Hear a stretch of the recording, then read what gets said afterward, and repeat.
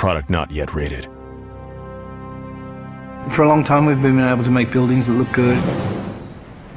We've been able to make cars that look very real.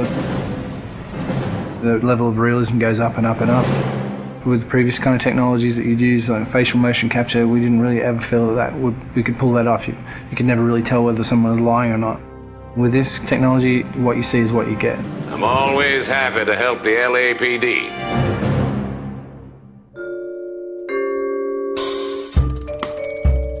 We started research on it about 5 years ago. Back then, only research groups were really doing it, this kind of 3D mesh generation from optical cameras. We thought that there might be some application for what we were doing, and this story is a detective story, so the believability of the actors' performances is key to gameplay. That's one of the key strengths of our system. We can actually see all the subtle features that animation traditional ones just can't do. Cole Phelps, traffic. What have we got? It's really acting a scene in two parts. The motion capture and then the motion scanning. The motion capture captures all the body movements and where people look, so it gives you all of the eye lines. Regulator valve. Good find.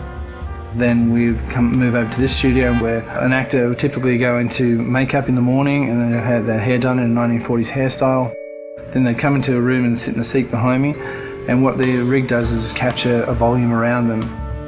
You've got cameras not only around, but also looking upward and downward as well. So any kind of movement is going to cut out some of the information. And they deliver their lines, and as they talk, they get processed and turned into 3D. And action. So the guys' names that I've been seeing doing the repairs on the heaters, they're fully licensed and accredited. We go from 2D videos to 3D meshes. I think you're lying, Rasic. I think some of your men aren't fully licensed. To compressed versions for the game. I think some of your men aren't fully licensed. You're desperate to cover your sales. The level of detail is just so high that they're just like a real person in life. You're gonna lose your wife and probably end up in the big house. I hope she was worth it. Being in the depth analysis room is a process that most people have never experienced. It's such a new technology. It's a constant close-up is what it is, but it's a close-up from 360 degrees. There's something pretty special about knowing that you will be recreated, but in another type of form. I saw myself today. Blow it off, Cole. These artsy-fartsy types always get a little flighty. It's me.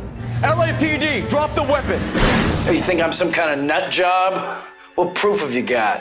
A big theme of this game is dishonesty and to detect when people are lying. You couldn't have done that in the past. Why are you lying to me, Varley?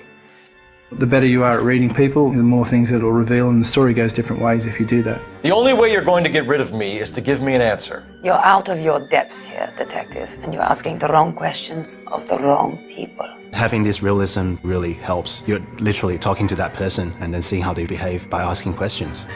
Why did you kill Mrs. Terrellson? I have no recollection of the people I have killed. So what if I took a look around that car? You can't be accusing me of nothing. You've got the wrong guy.